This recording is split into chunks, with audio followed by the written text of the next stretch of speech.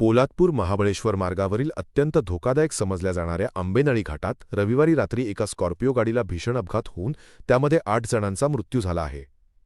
हे सर्व तरुण सातारा जिल्ह्यातील कोरेगाव तालुक्यातील आसगाव येथील रहिवासी होते आणि ते रत्नागिरी जिल्ह्यातील दापोली येथील हरणे बीचवरून आपल्या गावी परतत असताना ही दुर्दैवी घटना घडली.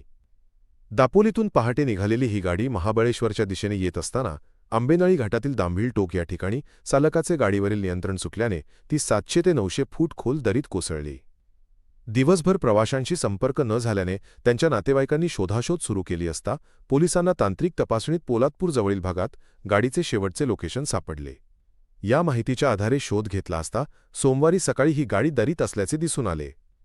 माहिती मिळताच Mahabaleshwar trekkers, Pratapgad search and rescue team आणि स्थानिक प्रशासनाने युद्धपातळीवर बचावकार्य सुरू केले असून दरी अत्यंत खोल असल्याने व रात्रीच्या अंधारामुळे या मोहिमेत मोठ्या अडचणी येत आहेत.